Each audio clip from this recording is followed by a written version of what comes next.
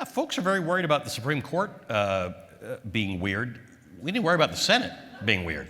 Yeah. I mean, the Senate is the strangest thing around. I mean, it is entirely controlled by people who represent a very small proportion of the electorates. We really do have to think about reforming our entire system. But how do you think about that when you can't get agreement on single bills and little things? I think there are a lot of interesting writers out there who are proposing big changes to things, who are saying we actually have to think big. We can't sort of wait to get back to sort of a middle where we can compromise on things and then say, let's fix the court and let's fix the filibuster and let's fix the Senate. You kind of need some lightning strikes. And that takes big leadership. And that's hard these days because we're so polarized.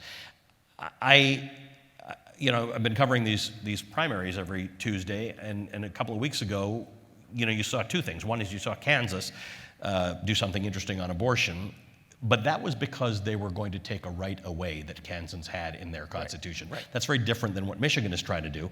Michigan is trying to put abortion, to codify abortion in their state constitution on the ballot in November. Right. Harder to do that, harder to get a right than to prevent one from being taken away.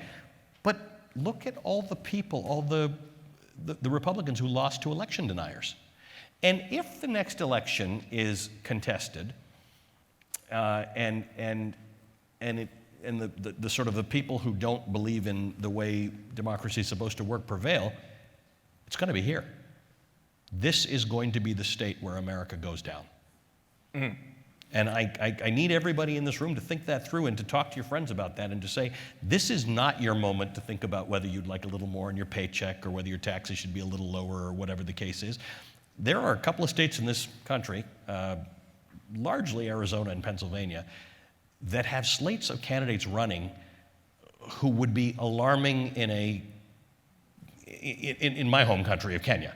Like it's alarming the views that some people hold here, and people have to take that seriously because these are close states where your choice now, every voter's choice now is democracy or not democracy, and climate might be your biggest issue, and abortion might be your biggest issue, other things may be your biggest issue, but none of them work if you don't actually preserve democracy first.